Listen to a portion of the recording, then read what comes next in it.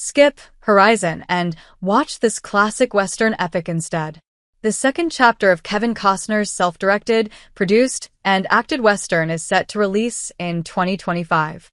However, for those looking for the excitement and action that a Western often brings, audiences may want to look elsewhere.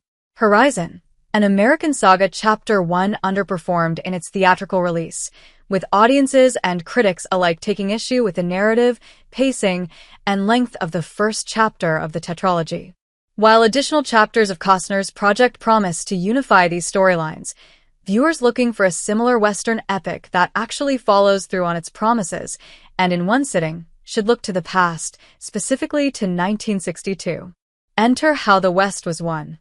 How the West Was Won has undoubtedly cemented its place in the Western Hall of Fame. The 1962 film featured a litany of Hollywood heavyweights from that era, including John Wayne, Debbie Reynolds, James Stewart, Eli Wallach, Henry Fonda, Carl Malden, Gregory Peck, Carol Baker, Lee J. Cobb, Richard Widmark, Walter Brennan, Agnes Moorehead, and Russ Tamblyn. As such, it was a large-scale production for its time, and was also one of the first films to use cutting-edge Cinerama technology, which synchronized three 35mm projectors to create a super widescreen picture.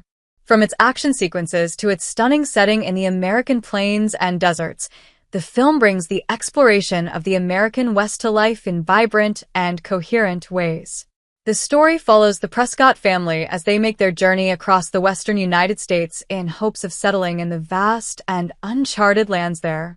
The young daughters of Mr. Prescott, Eve and Lilith, anchor the audience to the narrative as viewers follow their very different journeys through the film. How the West Was Won touches on all the major players in the Old West over the course of 60 years, from railroad tycoons and hopeful gold miners to those looking for an escape from the Civil War. How the West Was Won handles its characters better than Horizon. Horizon trips over the kind of storytelling that How the West Was Done accomplishes gracefully. Like the 1962 films, Horizon is broken down into distinct moments from the story of the American West. Unlike other Westerns, the film jumps from place to place in its story, with very little context. While most audiences don't enjoy having a narrative spoon-fed to them, a viewer shouldn't struggle to decipher where and when they are in a story. What begins in 1859 quickly turns into 1863, which is not entirely laid out for audiences.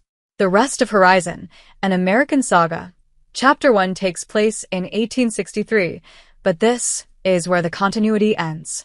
There are myriad characters in both How the West Was Won and Horizon. The audience is always aware of the who, what, why, and where of the characters and motivations of the former film, but it's clear that Horizon isn't quite sure how to connect all its pieces. Costner's movie attempts to follow multiple journeys in the American West with new characters introduced throughout the film. Presumably, these new characters are to be expanded upon in later chapters. However, this epic falls flat when not a single character is given enough screen time for audiences to become emotionally involved with. Conversely, How the West Was Won gives just the right amount of time and attention to its many characters. Well acted and well ahead of its time. How the West Was Won succeeds with its witty dialogue and excellent acting. Despite the number of chapters in this film, it's easy to follow, which makes it a fun Western to watch. A small but important detail is the faithful narrator who guides viewers on their journey through the American frontier.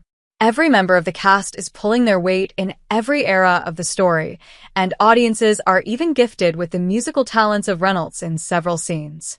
Despite issues with representation and indigenous portrayals, How the West Was Won was still considerably ahead of its contemporaries.